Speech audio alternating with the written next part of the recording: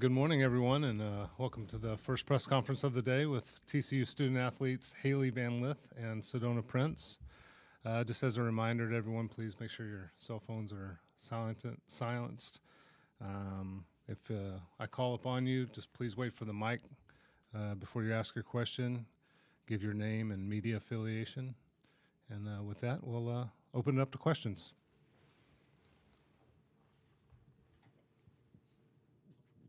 Stephen Johnson, Fort Worth Star Telegram. Question for both of you guys. Now that you have a couple days to kind of look at FDU, what stands out about them? Yeah, I mean, I think with a lot of these, mid-major teams, they are very small and they all can shoot the three. And, it's a typical characteristic. We know that the three-point is the equalizer, so we have to really come in and be intentional about guarding the three-point line.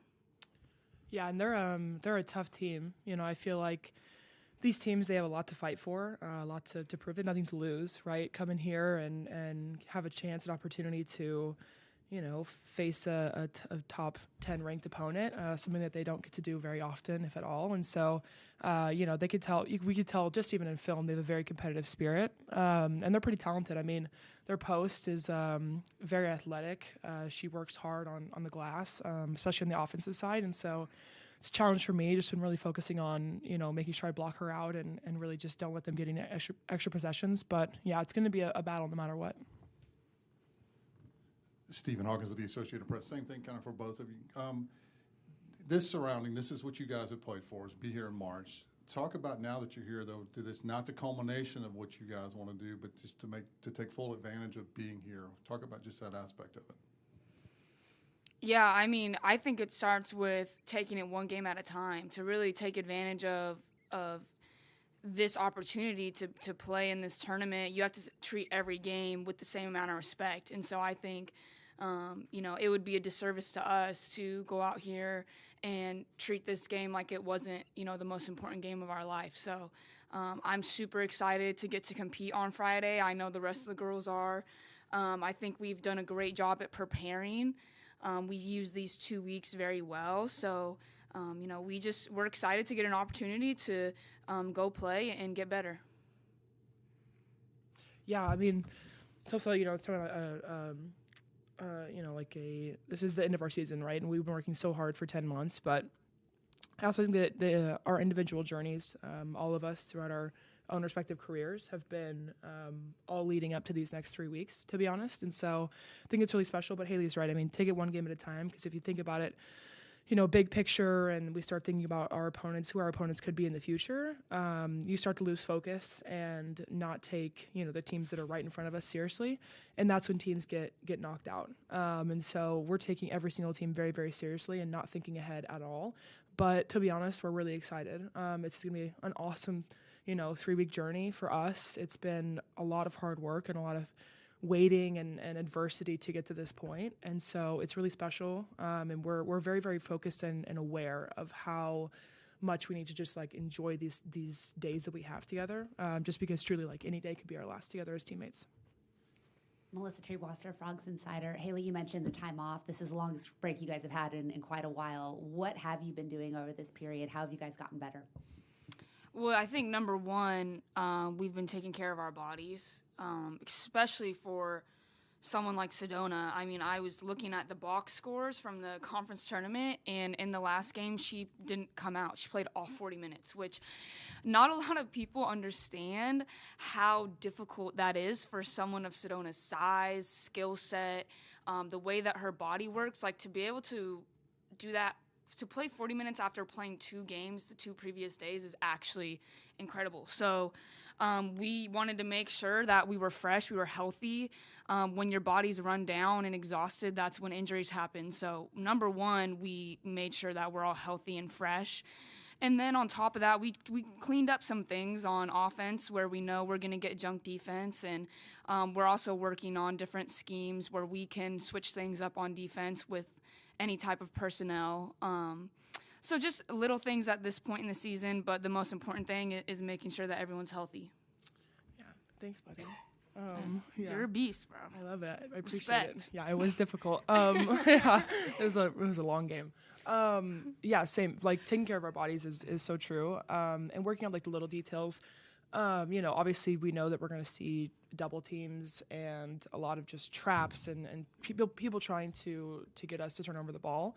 And so really, really, really honing that in. We've seen it so much and had so much in-game practice, but I think just like working on the little details of like how to really get it out of the trap, hit people in shot pockets and stuff and get our offense flowing. And then, just really just like being, taking care of our minds off the court as well, right? It's been a very, very long journey for us, for everybody on our whole team, our coaches, right? It's been a grind. And so taking a step back, like we had a party at my house last night, just the girls. And so taking care An of like... appropriate party. Yes, not a party. It was a Bible party, actually. Bible party. That's what we call it, Bible party. But like taking care of our mental health as well. And just, being humans first, young women, and basketball players, but also just friends, right? Katie Barnes from ESPN, and this is for you, Sedona. You were talking about your individual experiences, speaking about the entire team, and how that's going to, contribute to how you approach these opening rounds. I was wondering if you could speak to that more for yourself, how your individual experiences are informing how you're approaching these opening rounds. Yeah, my whole career has been like just a kind of roller coaster of adversities and stuff, and so learned a lot of lessons along the way. Through each tournament I've been through, losing to Haley Van Lith at Louisville in my first year ever playing in March Madness in the Sweet 16. But learning that lesson, injuries as well, it's taken a massive toll on me as a person on and off the court. But the teammates that I've had, people that I've learned from, obviously being teammates with, players like Sabrina Ionescu, Satu, Ruthie, like learning from them at some point in my career, and then going and playing, being off the court, right, taking a step out of college basketball for 9 months and kind of really like realizing how special it is and how much I didn't necessarily like fully appreciate it. I think it's hard to when you don't realize like, how truly amazing it is and how amazing of an opportunity it is. And then last year, obviously, it's season can change like that. And really just being able to just be in the moment, take all the lessons I've learned as a leader, as a teammate, as a friend in my own personal journey and life to bring to this tournament, right? And how to just change my mindset and hopefully lift up the rest of my teammates' mindsets and just make everyone kind of realize how special it is, but also how hard it is and how much we need to just work together in order to make it as far as we possibly can. I've actually got a specific question for each of you, so I'll start with Sedona. Haley affectionately called you a beast a minute ago for being, but you're one of the old school post players. In women's basketball, there's not many post players left like you, and there's only a couple others that I can even think about. Talk about that and your role and just how much you enjoy that, but just how different you see it when you see other teams. Yeah.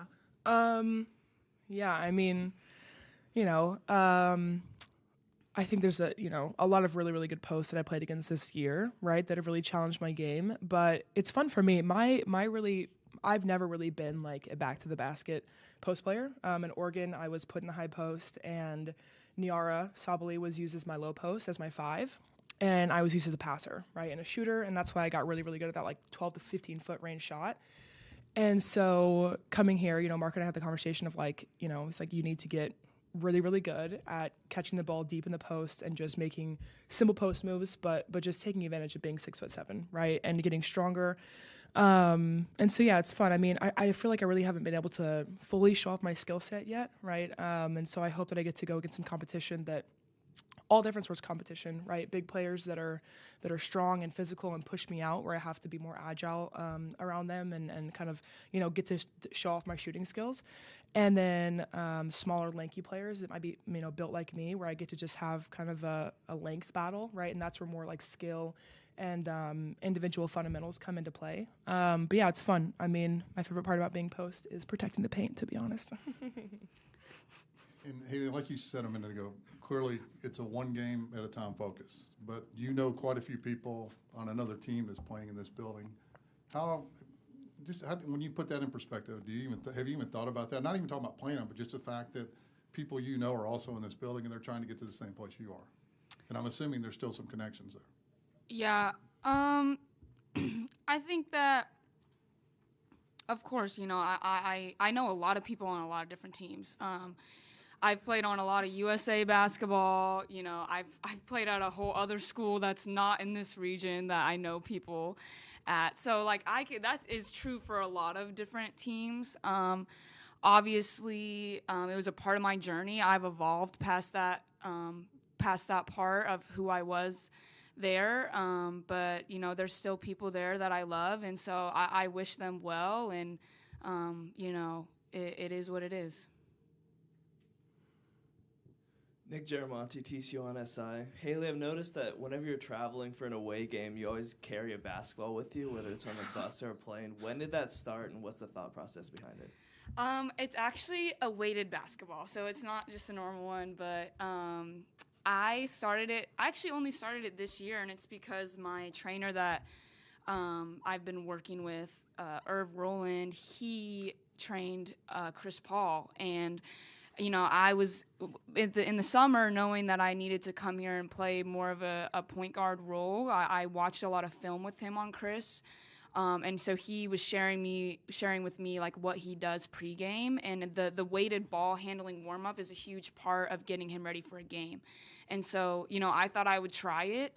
And I like how it makes me feel. I can feel the ball better in my hands. I feel lighter. The ball snaps off better, like especially more for passing than anything. Like when I'm working on pocket passes out of the pick and roll, it just comes off faster. So, you know, shout out to Irv on that one. He has the assist, but I just started it this year.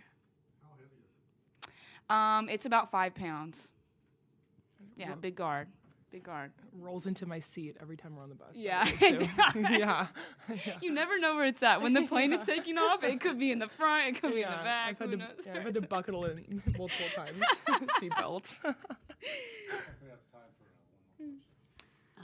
Excuse me, Mark has talked often about what a chance you both took different ways. You know, Sedona, you came when there was no NIL, a 1-17 team. Haley, you came with no real idea of what was in store for this program. But as you guys kind of walk around this building now, you see the March Madness branding. You see that you've brought a regional to Fort Worth for the first time ever. What does it mean to you to have kind of checked this first box of your goals and to see a regional being played in this city? Yeah, I mean, really cool. Really one of those moments. We've talked about it all year of like, you know, this, when we came in, it's not what we were expecting, hoping and kind of this dream of what the rebuild would look like, right? But at that moment, obviously, especially for me, I'd come off of being, you know, having a reconstruction in my elbow, not playing basketball for literally like 6-7 months, not even really touching a ball. I was 30 pounds overweight.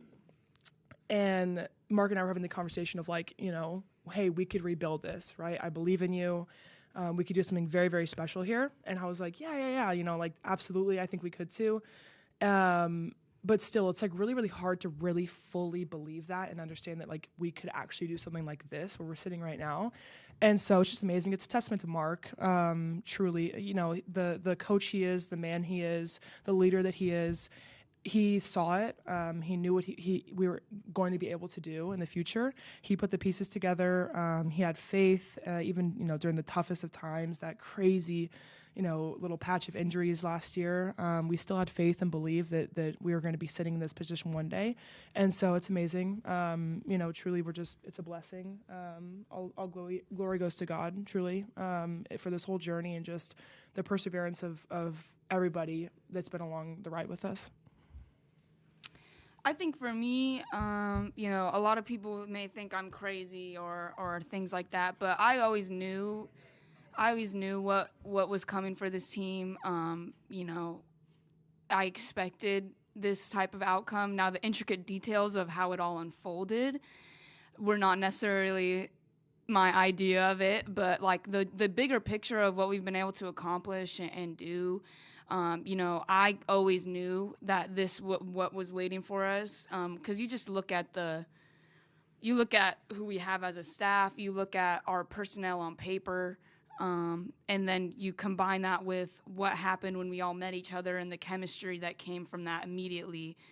I've never really doubted for a second that this was where we were headed.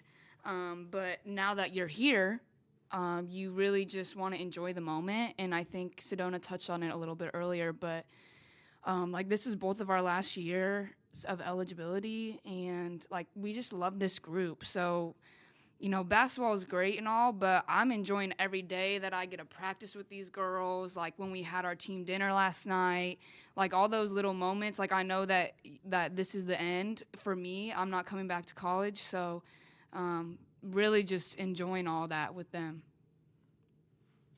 Thank you for your time, ladies. Good luck tomorrow. Thank you. I can't. I physically cannot. I physically cannot. I think the NCAA might ban me if I try to. They're sick of me. Yeah, me too.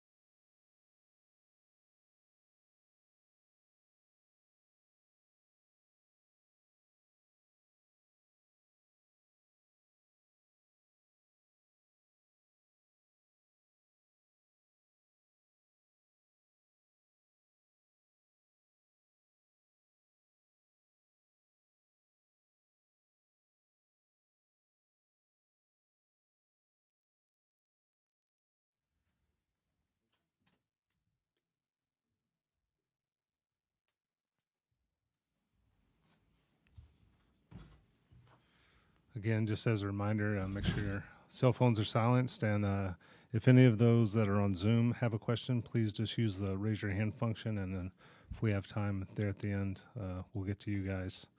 We'll open it up to questions.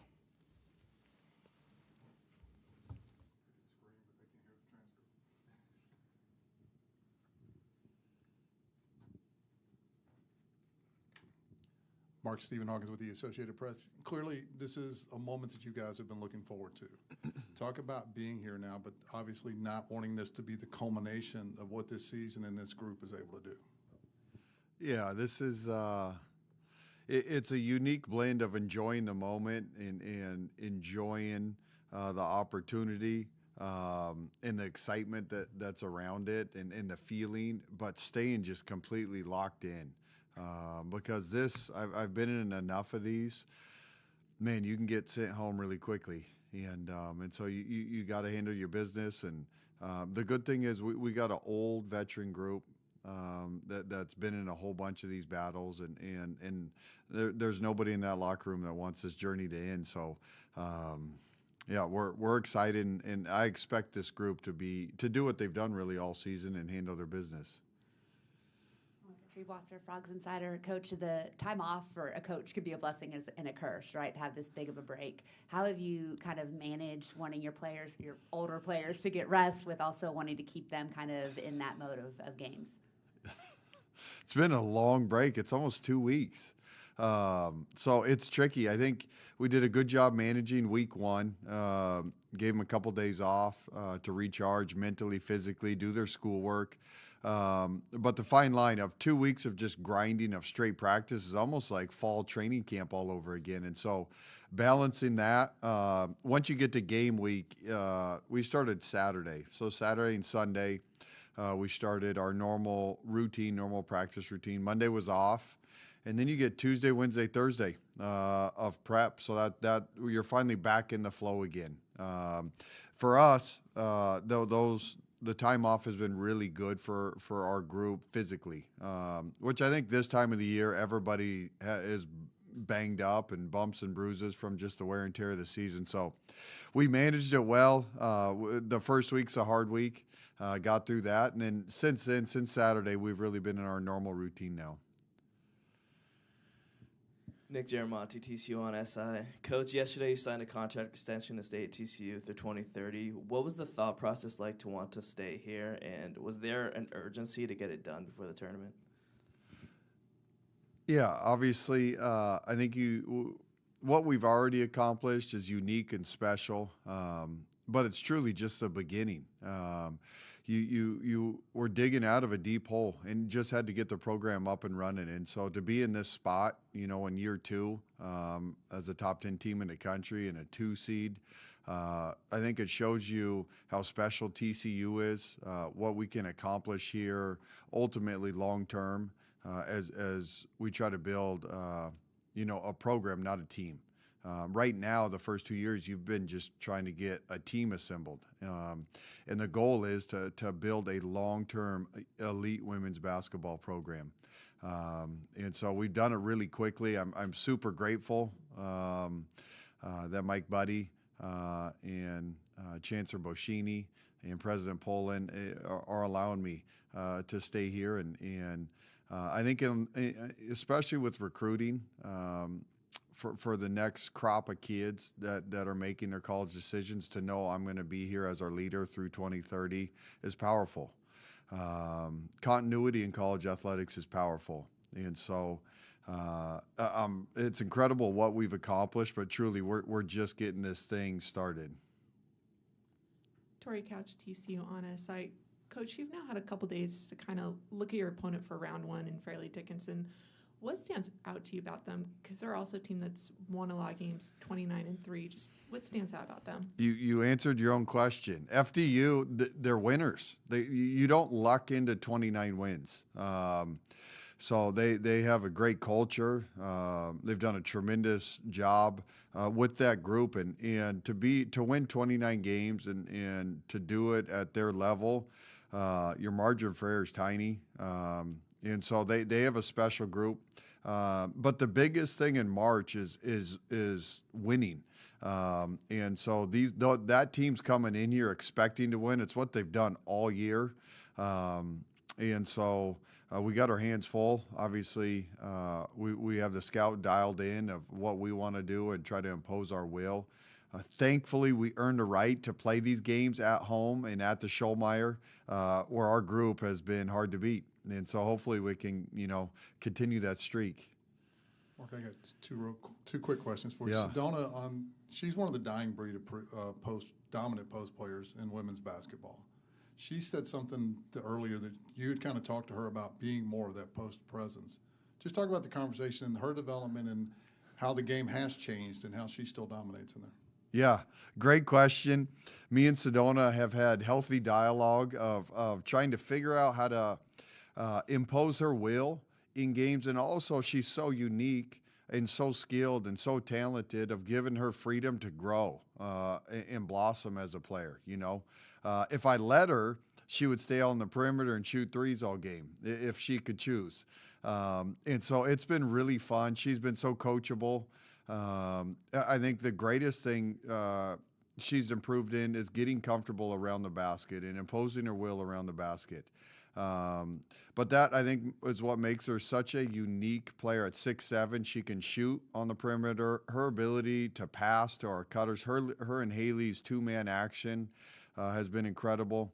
In Sedona, to be able to pick and pop sometimes, to be able to pick and roll, it just makes scouting us really difficult because of Sedona's versatility.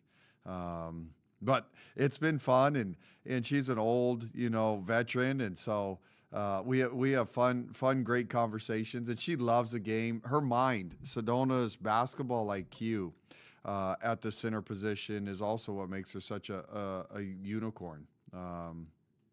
She's a really sharp kid. And lastly, but you talk about obviously continuity in basketball, but rosters, there's not a lot of continuity in rosters. Talk about how you've had this group, this 2 years in a row, you've had a bunch of first and second year transfers that have come together as a group. Just talk about how that chemistry is built and kind of culminated to this point.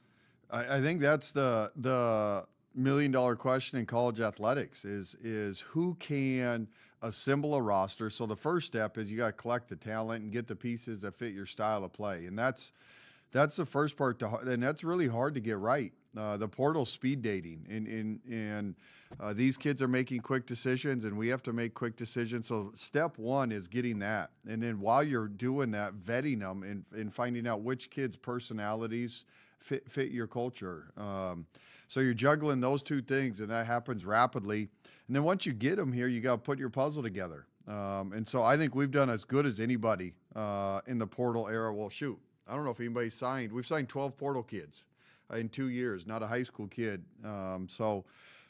And we've done it and broken into the elite level of women's basketball. And then to their credit, once you get them here, then the real journey begins of forming an identity, identifying your leaders, empowering those ones, getting roles established.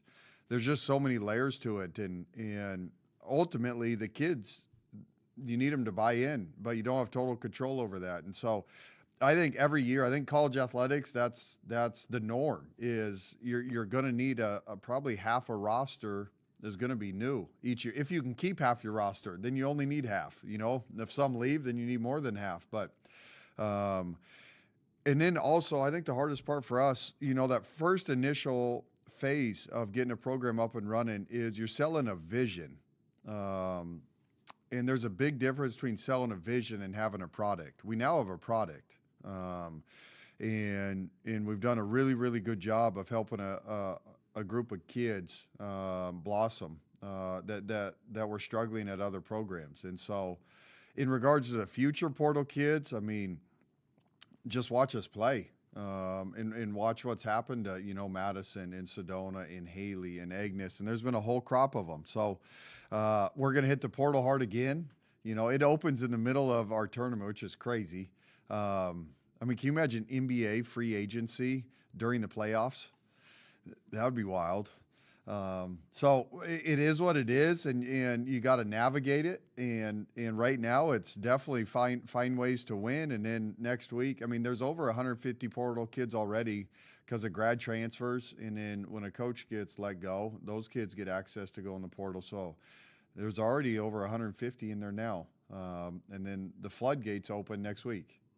Yeah, I want to kind of touch on that. I was out at baseball Tuesday night, and Kirk is missing his first base coach because he's out recruiting. How do you balance starting to identify and evaluate, knowing you have so many holes on your roster next year, with also, hey, we're in a single elimination tournament? I think everybody's trying to figure that out on the fly. There isn't a recipe. There isn't a blueprint. You got to manage that. And obviously, the ultimate sales pitch is winning. And winning in March is the pinnacle of our sport, and that's where you got to keep the main thing. But you better be in the trenches as the portal situation unfolds. And we have such an incredible nucleus that'll be coming back of talented players and players that have been in our program. And I think that was a huge carryover from last season, you know, to have that crop of kids that knew us as a staff. And it's so fun with these college kids. Year one, you're just getting to know each other. And when you get to do a second year with them and a third year, which is rare, it's the best. It's family, you know. And I think Haley, for what she's done in one season, really it's 9 months, it's incredible. Man, I wish we had her back for one more year. So anyways, it's the portal. I think it's been a blessing to us. I love the portal, and hopefully it continues to be good to us. Stephen Johns, Fort Worth Star-Telegram. First off, Coach, congratulations on the contract extension. Question about, obviously we talk about a lot about Haley, Taylor, Sedona, etc. But there were 3 girls that were here during that 1-17 season, and now they're still here with you, KG, Aaliyah, Deja. I guess what can you just say about them, both as teammates, just kind of how they bought into your vision and kind of stayed here even though maybe they didn't have the roles they wanted when they first got here to TCU, if that makes sense? First, we need to talk about your Jays. Jeez, I can tell you've been saving those. I haven't seen those all year. It's a big week. I get it. And, hey, great article too. Appreciate you kind of summarized our 2-year journey beautifully. KG and Aaliyah and Deja. Man, what those three have seen and been through as student athletes here is rare and unique to experience a 1-in-17 Big 12 journey, and then now to host March Madness, to win a league title, a tournament championship. I mean, man, talk about a awesome testimony of just endearing, you know, and grinding and sticking with something, especially in this era when it's easy to tap out and move on. Those three kids are just, first of all, incredible young women that have been a huge part of our nucleus in our culture. And I think they do have a unique experience because they were a part of that 1-in-17 team. And that's no fun. That's a hard year. So they've brought just a great spirit and maturity to our group. And like you said, those three are every bit as important as the big three, you know, Madison, Sedona, Haley. And Aaliyah has blossomed in our system and style of play.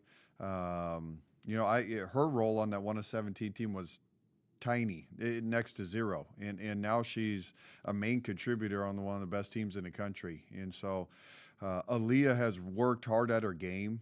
She spends a lot of time on it and comes from a big-time basketball family. So it's been really fun to watch her blossom. Her confidence in herself and her belief in herself has grown each year.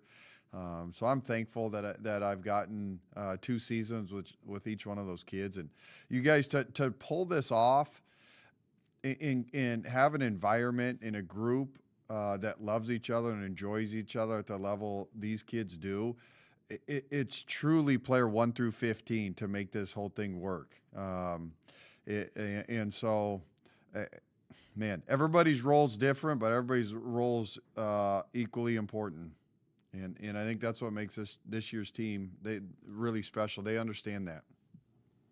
You know, kind of going off of that, talking about the big three, but like you said, there's so many other pieces to this team. As you think about a deep run in March, who are some people that you're looking at to really step up on the court to help you guys get where you want to go on a deep tournament run? Well, from Agnes and Dono and Taylor Bigby and Deasia and Una, I mean, those kids are playing, have and are playing huge roles throughout this season.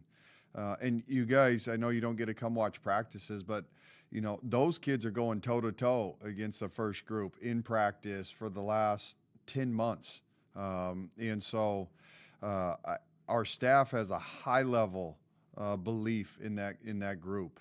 And at different moments, you've seen each one of them step up throughout the season. We don't win at Iowa State in front of 8,000 people if Deasia doesn't deliver that night. You know, and I could go through each one of these kids. And so it's fun because in practice there's great banter. There's a great competitive spirit amongst them. Last week we played, one of the days we just did old school open gym where winner stays, play to 9, pick up, if you're sitting out, pick up a couple teams. And you should have seen the invite. It was awesome. It was like summer ball in the middle of March. So this group's just fun.